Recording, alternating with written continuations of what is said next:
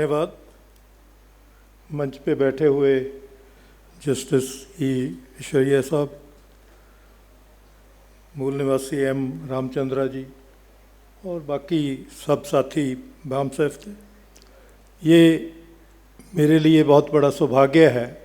I am fortunate to be part of this 38th celebration of BAMSEF. What I want to share with you is the legacy of our freedom struggle, because this is 75th year of our liberation from the British imperialism.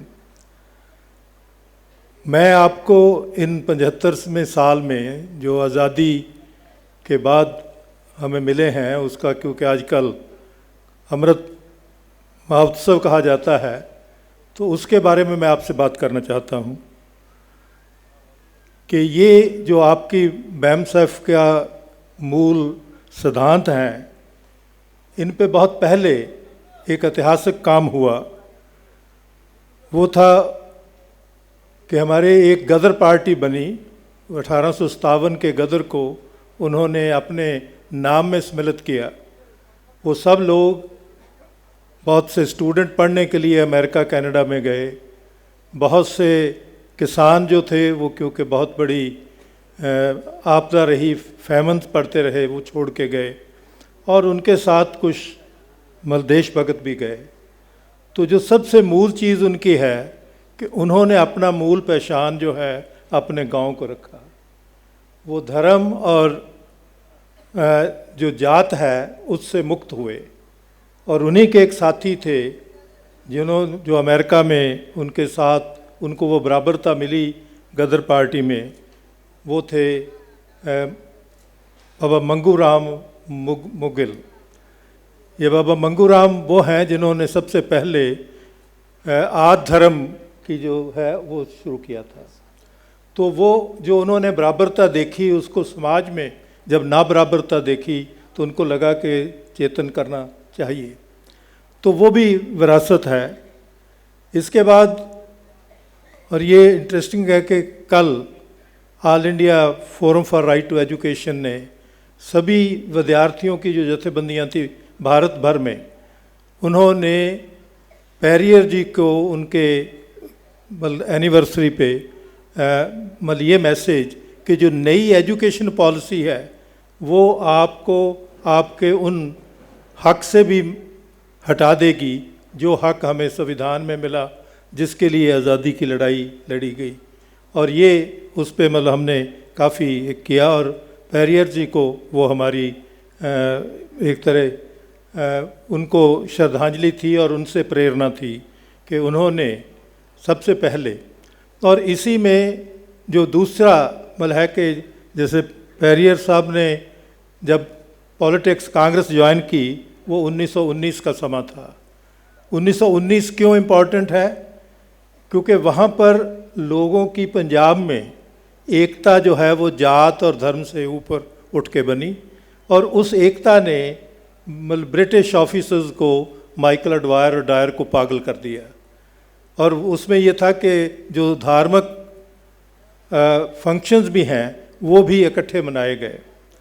तो इससे एक एकता का जो संभावना जिसको हम देख रहे थे वो बनी। लेकिन उसके बाद फिर 1924 में एक संकट आया, और वो संकट आज के संकट की तरह है।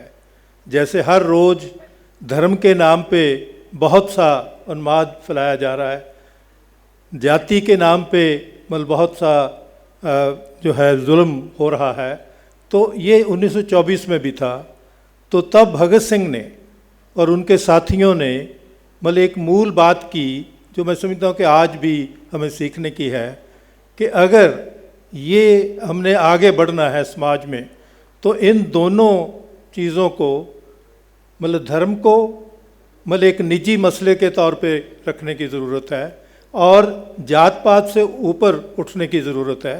लेकिन उसके साथ एक बहुत इम्पॉर्टेंट, क्योंकि जो पेरियर साहब ने कहा कि रैशनलिज्म होनी चाहिए, रैशनलिज्म का बेस कहाँ है, वो भगत सिंह ने उस वक्त कहा वो है कि आप हर चीज़ का कारण जानिए, और ये विज्ञान है कि वैज्ञानिक सोच का मतलब है कि जो भी हो रहा है, जो आज भी मतलब सामाजिक तौर पे हो रहा है, क्या हम उसका कारण को जानते हैं? अगर कारण जानेंगे तो उसको हम खत्म करेंगे। और वही समा था जब नाबराबरी, ये कल आपने मतलब एक रिपोर्ट पढ़ी होगी जो वर्ल्ड नाबराबरी की रिपोर्ट है, कि भारत में नाबराबरी इतनी बढ़ गई है, आर्थिक नाबराबरी जो है, कि ये 1920 के दहाके की नाबराबरी है। गैर बराबरी मतलब गैर बराबरी जो है कि लोगों में आर्थिक है और उसका सारा बोझ हमारे लोगों पे पड़ता है, जिनको मैं समझता हूँ कि उनका बेस्ट वर्ड बाबा अम्बेडकर जी का है डिप्रेस्ड क्लासेस, कि डिप्रेस्ड क्लासेस जो हैं वो एक समूह बनता है, और जिसमें आपने जैसे मतलब उसको बनाया है कि बाम सैफ उस सारी चीज़ को रिकग्नाइज करता। लेकिन भगत सिंह ने कहा कि ये इसका मतलब कि अगर हमने अंग्रेज़ से अपने आप को मुक्त करवाना है, आज़ाद करवाना है, तो उसके लिए हमारे पास क्या हल है इस गैर बराबरी को, आर्थिक बराबरी को ख़त्म करने का। तो उन्होंने उस वक़्त एक शब्द समाजवाद जो है वो लिया, लेकिन उसके साथ ही उन्होंने कहा कि ये बराबरी भाईचारे के बगैर नहीं आ सकती। अगर हम भाईचारा नहीं पैदा करेंगे तो वो नहीं होगा।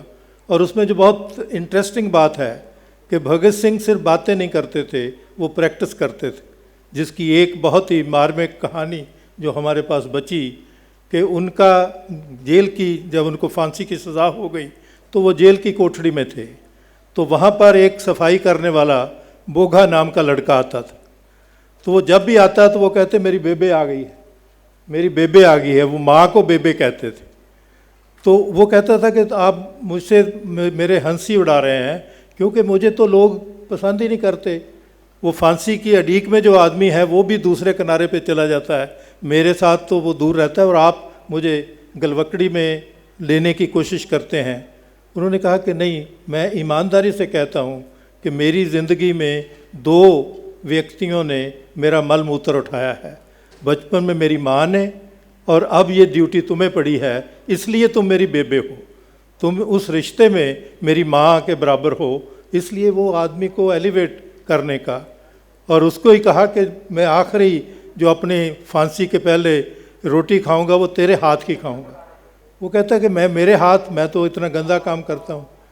वो कहता माँ क्या करती है, माँ भी उन्हीं हाथों से उठा के बाद में साफ़ करके रोटी बनाती, इसलिए तुम भी उस दर्जे में हो। इस चीज़ को, और इसी पे उन्होंने, भगत सिंह ने उस वक़्त एक बहुत अच्छा आर्टिकल लिखा था, अछूत का प्रश्न, द क्वेश्चन ऑफ अनटचेबिलिटी।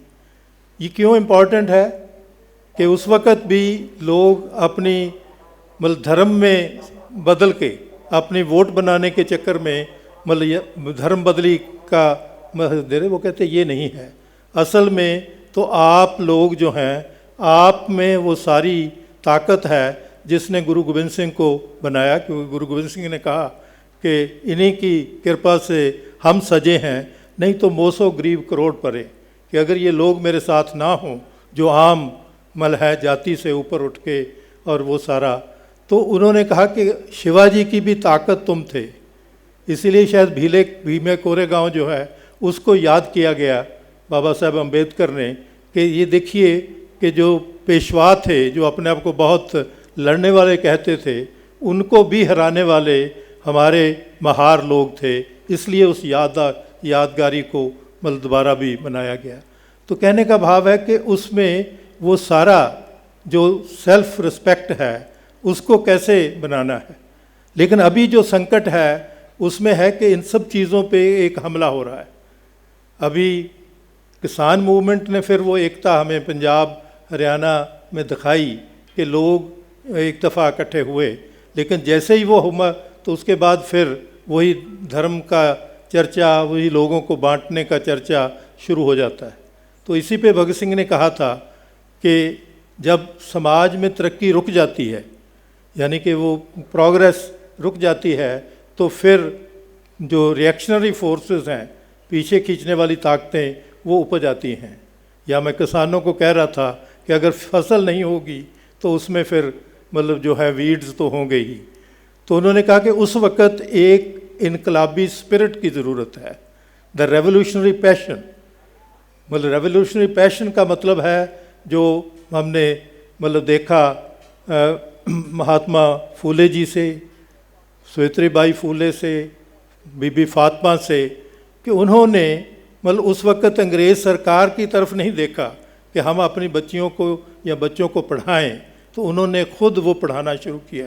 तो मुझे लगता है कि आज भी हमारे लिए एक बहुत बड़ा टास्क ये है कि हम जो भी हमारे नौजवान साथी हैं वो आप जो है उनको जो जिनको पास शिक्षा नहीं पहुंच रही, क्योंकि शिक्षा में भी इतना मतलब ये जो नई पॉलिसी है उसमें इतना प्राइवेटाइजेशन आ रही है कि आम बच्चों को तो शिक्षा नहीं मिलेगी, और जिनके पास साधन नहीं है और साधनों से वंचित करना इसका एक काम होता है।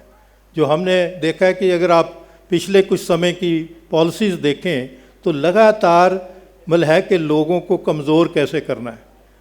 ये जो डीमोनेटाइजेशन हुई, नोटबंदी हुई, उसका असर किस पे हुआ? उसका असर हमारी घर की माताओं बहनों पे हुआ, क्योंकि वो जो सेविंग रख रही थी वो सारी सेविंग छिन गई, तो उसको कमज़ोर कर दिया। जब बीमारी तो आ रही थी हवाई जहाज़ से, और मज़दूरों को बंद कर दिया घरों में, कारखाने बंद कर दिए, उनके रिसोर्सेज बंद कर दिए, तो उनकी सारी जो मतलब सेविंग थी वो ख़त्म हो गई। और इसी के साथ आप देखेंगे कि जो एम्प्लॉइज़ थे, अगर आप देखें तो आपको अपना ईपीएफ ड्रा करने के लिए एक सुविधा दे दी कि आपको मतलब बगैर वापस, और 32,000 करोड़ रुपया ईपीएफ से गायब हो गया। इसका मतलब है कि आपकी सेविंग, जो लोग काम नौकरी में हैं उनकी सेविंग भी ख़त्म हो गई। तो ये जो लगातार कमज़ोर करने की पॉलिसी है ये ब्रिटिश के टाइम पे भी थी। मैं राजा मुंदरी आया तो मुझे जो सबसे ज़्यादा राजा मुंदरी का नाम याद था, इसलिए कि हमारे सभी देशभक्त जो काले पानी में अंडमान में गए थे वो राजा मुंदरी जेल से होके जाते थे, और वहाँ से भी राजा मुंदरी जेल में लाया जाता था। उनकी राजा मुंदरी की उस जेल की यादें बहुत हैं जो हमारे पास उनकी हैं। लेकिन वो सारा जो एक अकीदा था, जैसे बहुत ही खूबसूरत और मतलब बात है कि गदर पार्टी का जो सबसे बड़ा शहीद है वो 19 साल का लड़का था, करतार सिंह सराभा। तो जज ने उसे पूछा कि आप 8,000 लोग अमेरिका कनाडा से भारत में इनकलाब करने के लिए आए, तो आप एक 3 रंग का झंडा लेके आए, ये 3 रंग किस चीज़ के प्रतीक हैं? तो उसने कहा कि ये समाज में जिन वैल्यूज़ पे समाज ऊपर उठता है, इक्वलिटी, लिबर्टी, फ्रेटर्निटी।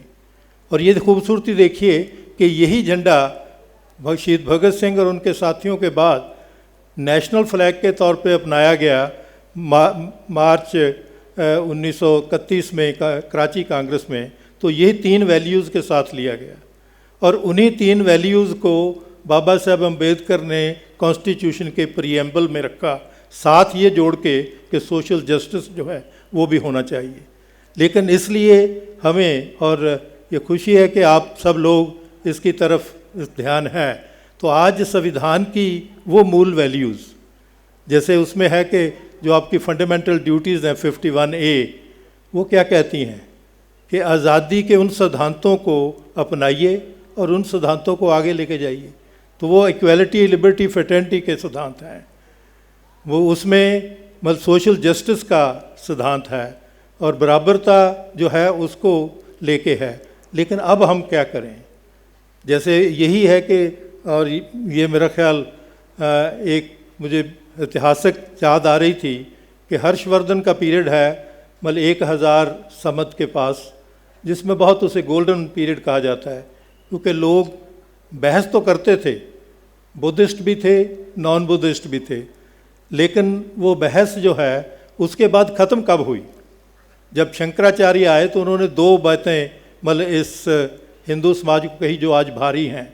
एक तो उसने कहा कि आप समाज की बात छोड़िए, आप अपने निज की बात करिए, और निज की मुक्ति के लिए तो आप मंदिर में जा सकते हैं।